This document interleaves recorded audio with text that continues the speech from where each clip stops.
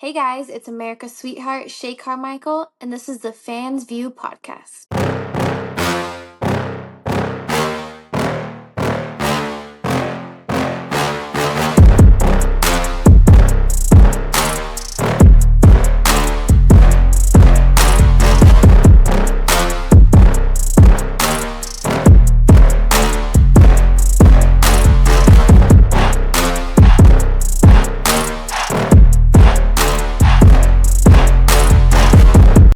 Welcome back to another episode of the Fans View Podcast.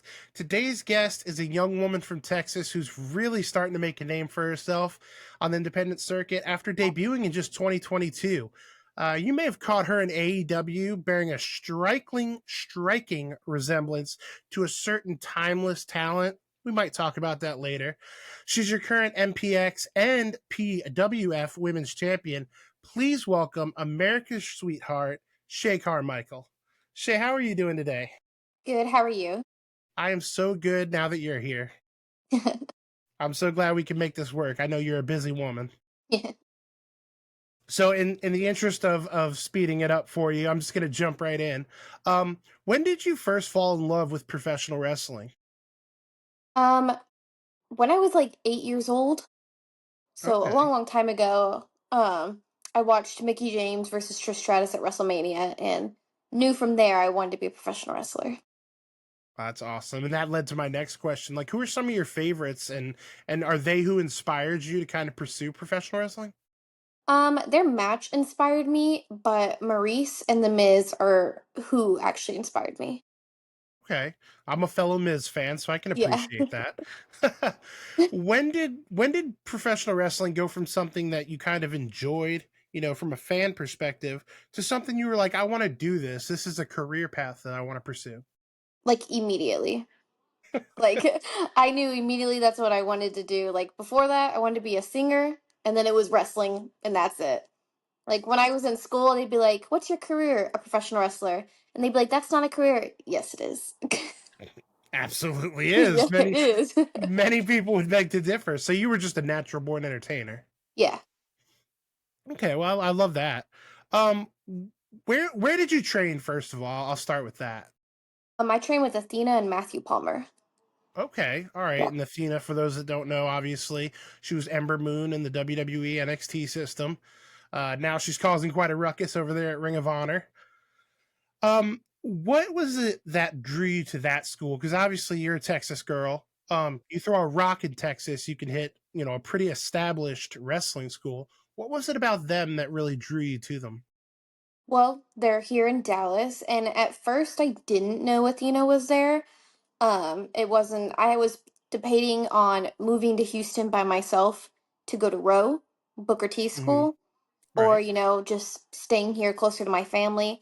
So finally I decided that MPX was where I wanted to go. And when I reached out is actually when I learned that Athena was the head coach there. So it was a blessing in disguise. Okay. Awesome. Can you recall that first match? I love to ask my guests about this because usually it's a terrible tale. But can you recall that first match and just talk a little bit about it? My first match was on the actually at Mission Pro. I hate that match with everything in my soul. I hate that match. I had just come back from a neck injury, a 10-month long neck injury, and I just kind of like jumped right into it. And yeah, it's a pretty bad match. It's not as bad as I thought it would be, but like, still, I didn't realize how rusty I was. Yeah.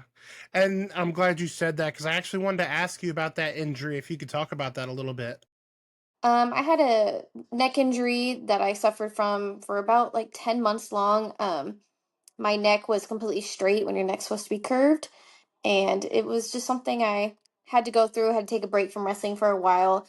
And yeah, So was that like a wrestling injury or was that it just was kind from of one a, of those? yeah, it was from a power bomb. Oh, okay. Yeah, that'll do it. Yeah. Obviously, aside from the injury, you've had to overcome some obstacles. What would you consider to maybe be the hardest obstacle that you have had to cover so far in your career? Obviously, you're only a couple years in, but It was probably my injury because I was like training for about, I've been training since 2020. So I was training for about 2 years, and then I had just kind of debuted a little bit, and then I was injured and instantly taken out. And so it was just something that I had to like overcome and realize, because like a neck injury that young, I was 19. A neck injury that young is kind of like, wow. Am I gonna? I have to live with this for the rest of my life, and I still get like super super tight like in my shoulders. It's something I have to deal with now. Yeah. Obviously, you never want to deal with an injury, especially not a neck injury. 'Cause like you said, at 19 years old, that's not only career changing, but it's life changing. Hmm. Um, do you think now in retrospect, it's hard to say maybe that neck injury made you a better performer, but were there things that you kind of saw while you were, you couldn't be as physical that you kind of worked on that made you a better performer, maybe in the long run? I mean, I'm still working through the fears that that injury caused, so we're still working on it. In a way, it's made me a little bit mentally stronger when it came to wrestling, because I used to be very timid of everything, and then especially getting injured, it made it a lot worse. Yeah. But now I'm to the point that I'm pushing through it, and having that injury is like honestly like made me get in the gym because I needed to strengthen all these muscles and stuff like that. So it has done its good things and done its setbacks, you know? Yeah, absolutely. And that's what I was asking. Like, is there a silver lining? And it sounds like there definitely was. Hmm. Um, Obviously we've talked a little bit about, you being very young in your career still, but who are some of your favorite competitors now to share a ring with? To share a ring with, like on the indies or just who I want to share Yeah. a ring with? Well, no, on the indies right now. We're gonna get On to the that indies, other one. gotcha. Yeah. I really, I really hate her, but I also we put on magic. Rachel Rose is one of them.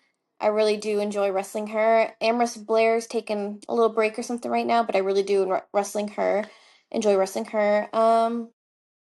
Who else? Angela Armstrong. That's another one. And that's all I can think of at the top of my head. Those are the people I've had a lot of matches with, and I just know Right. that when we're together, it's usually great. Yeah, the chemistry's there for sure, Yeah. for sure. And that leads to my next question. We almost jumped the gun. Any era, any company, who's your dream opponent? Or, you can give me a couple if you'd like to. My dream opponent, Maurice, for sure. Number one. I would love for that to happen, but on a more realistic, maybe Mickey James, for sure. I love Mickey James. I would love to wrestle Tony Storm. Maybe get another match against Mariah May. Yeah, yeah. I have quite a Now few people I want to wrestle, so. I love that. And now hearing that Maurice is like such an integral part of your training and you're getting into professional wrestling and seeing how you work, I can definitely see where you've kind of borrowed from here and borrowed from there. So that's Yeah. that's really cool. As a fan of Maurice and as a fan of you, it all works. I can't forget Um Athena too. I want to and wrestle Athena. Athena. Yeah. Absolutely, absolutely. So back in August, we talked about it a little bit. You appeared on AEW Collision. Tony Schiavone actually said on the broadcast, because I just rewatched it earlier before we had the interview. You made your TV debut in only your 30-second match. Can you talk a little bit about your AEW experience as a whole, but also like getting that experience so early in your career? Honestly, he said that, and I was like, dang, 32 matches? I didn't even know that, but I mean, yeah, it's really cool to hear, especially it being said on TV too. I've worked really, really hard for this. I've had a lot of things put me down that people in my private life know about, and so I've I really think that I worked really, really hard for that. So Absolutely. Is it worrisome sometimes to get so much success early in your career because it makes you less hungry for it? Or is this just one of those things where like now you've gotten a taste and now you just want it, that much harder? that for sure. Like I remember I was laying there and I was looking up at the lights and I was like, wow, like this is where I want to be. So for sure, What I'm definitely way hungrier. Like the hunger did not subside. Absolutely. And can you just like what was it like being all the fans, would kill for that spot. Obviously, you didn't get the longest match in the world, Hmm. but you were involved in, I would say, probably the most high profile feud going on at the time. That just ended this past weekend. So, What was it like working with two competitors, like Mariah, like Tony? hmm It was definitely a huge blessing. That is actually like was my favorite like thing going on in TV right now, and to be a part of that was a really great experience, and I made connections, and so I'm just really really happy that I got to be a part of that. This I love helps. that. Yeah. Yeah, and I wanted to ask you about that. Like, obviously, being a blonde, you fit the profile, but that the resemblance that you bared to Tony that night was uncanny. Really. Um, how how hard was it for them to kind of get that going for you? Like, how much time did you spend in the makeup chair for that? Not that long. No, No, not really. I mean it was impressive, obviously to the untrained eye. Yeah. I know sometimes I look at him like, oh, that is me. Yeah, yeah, no, you could have definitely passed. There's Yeah, a lot of it was people impressive. actually don't even know that that was me. Like if they weren't like listening, because they just said my name on commentary. So like a lot of people were like, "That was you?" I was like, "Yeah, How long did you rock the Tony Storm hairstyle before you went back to the normal? for Were a you done while." that night? Oh, did you really? Yeah, I liked it. I looked like Marilyn Monroe. I love that so much. Yeah, that's definitely a good one. Um, so this is a segment that I love to run by everybody. I call it the fan's eye view. I'm just gonna put a picture up on the screen for everybody to see, and obviously you'll see it too. And if you could just give me a little bit of background or maybe a funny story that goes along with it. So here's the first one we're gonna throw your way. See, there's Rachel Rose. She definitely looks like a favorite of yours in that picture. Yeah. Where was this taken? This was at the Houston Premier Arena for PWF Premier Wrestling Federation. Okay. All right. And had you just won the title or were we just No, get I hadn't won the title yet in this scenario. I was, letting Rachel Rose know that I was in her head. Every time she'd wrestle, I'd come out and attack her. And I think this was two shows before the street fight. I think it was something like that, but I think that's when I finally was like, this is what I'm here for, was this title, and I I still love have it to that. this day. I love that. And that actually brings me to another question. Where do you stand on you said you were in a street fight. We talked about you impersonating Tony, with Mariah. That match on Sunday was bloody. Um Oh, it, yes. it was hmm a turnoff to some people. Where do you stand on, the blood and guts in women's wrestling? I mean, just from what I've experienced in wrestling, those women left their heart and souls in that ring. Like, Agreed. they did for sure. They did some things that I don't even know if I could do, but, for the love of the game, they left it all out there. Yeah, and that was what I was going to ask you. Can we expect to see Shay Carmichael just a bloody mess like Mariah was the other night? Is that something you might see in your future? I mean, who knows On the winning end, of course. on the winning end, but yeah, I mean, never say never. It just depends on the circumstances. So So I you're mean, not opposed to that style of wrestling, is I not guess what I'm really opposed. getting at. It just depends where. I gotcha. I gotcha. All right, let me throw this second picture at you here. Everyone loves a good trophy. Yes. What is that and where are we there? I actually stole the Mission Pro Cup. Oh, Yes. no. I was Okay. trying to let Mission Pro know that I'm a star now and I deserve the attention, and that's exactly what I got. And dare I Um, say, you look every bit of the part. yeah, yeah, I stole their cup, and I hacked their social media accounts for a little bit. A lot of people enjoyed that. I enjoyed that. When they come Yeah, back, I'll do it again. I'm gonna make sure to link the video. I saw the podcast that you hijacked Oh yeah. a while back. That was super entertaining. So not only do we like to do the fan's eye view around here, as my nod to Wildside Professional Wrestling, who's currently dealing with some stuff and hasn't been able to record, I'm gonna steal his segment and try to give him some love here today. Um, Obviously, wrestlers are artists, and nothing gets to showcase maybe the creativity and that the outward art more than your ring gear. I mean, it's what everybody sees. It's the first thing everybody sees. So I had you bring a piece of gear with you that maybe meant something to you today. Can you show us that gear and maybe tell us its significance to you? Mhm. Yeah, here's the top. I don't know if you can see it that well. Let me clip it real quick. Oh, whoop, can't clip it. So it's a little halter top. I have a little inverted heart in the middle. This was actually my very first set of gear. And so that's why it holds a special place in my heart. It's fallen apart and stuff. I used it a lot. But I decided to retire it because this is my first ever gear, and so I want to keep it forever.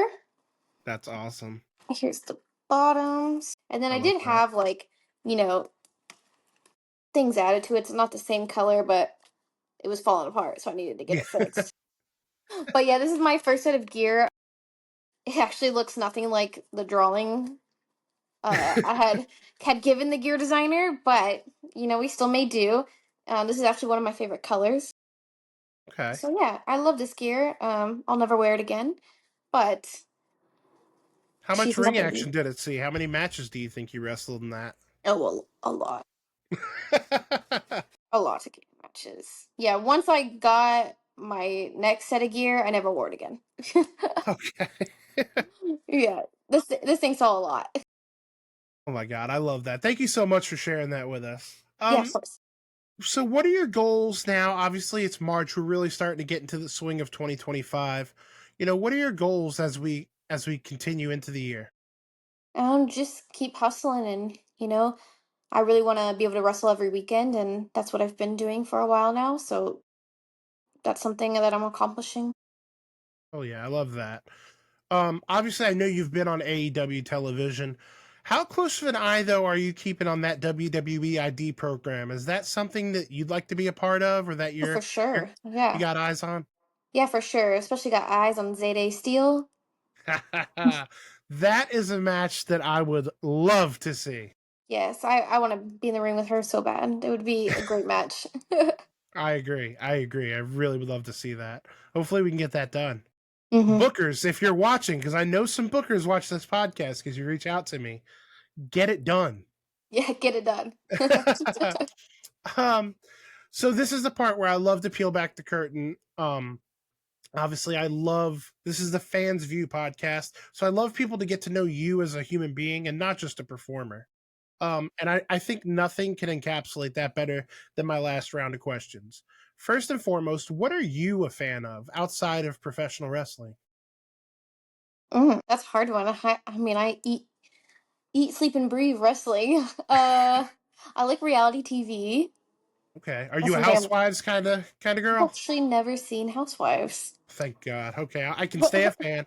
I'm a Jersey Shore fan. Vanderpump Rules, Love Island. Okay. All those. Fun fact: I'm from Toms River, New Jersey.